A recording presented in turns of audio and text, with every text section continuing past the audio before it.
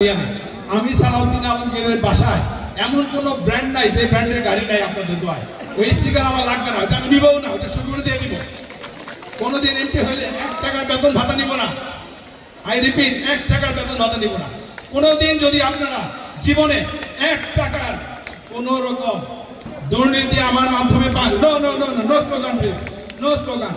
যদি আমার 1 টাকার দুর্নীতি আপনার জীবনে বের করতে পারেন, আপনাদের সামনে ওয়াদা, within 1 hour resignation letter submit করে দিব। আমি কারোর সাথে ঝগড়াতেও নাই, তাই না, মামলা হামলাতেও নাই, পারলে মানুষের উপকার করি, অপকারে নাই।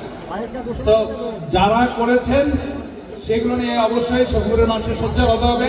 আমরাও সোচ্চার, আমরাও কথা বলে দেখব ভবিষ্যতে যেন শকুপুরের সাধারণ মানুষের প্রতি কোনো মামলা হামলা না হয়, সাধারণ মানুষ যেন টিকে থাকে। থেকে যত নমিনেশন নিয়ে আসি, এগুলো করলে কিন্তু, কারণ এমপি বানানোর মালিককে, তাই না? সো এমপি বানানোর মালিক কিন্তু জনগণ।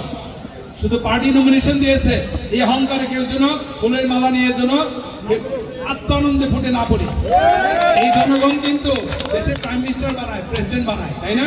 ওই যে টুকরি নিয়ে মাটি ঘাটে, ওনার ভোটেই কিন্তু প্রধানমন্ত্রী, ওনার ভোটেই প্রেসিডেন্ট, ওনার ভোটেই মন্ত্রী, ওনার ভোটে এমপি।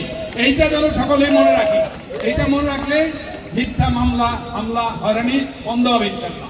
আসসালামু আলাইকুম সকল।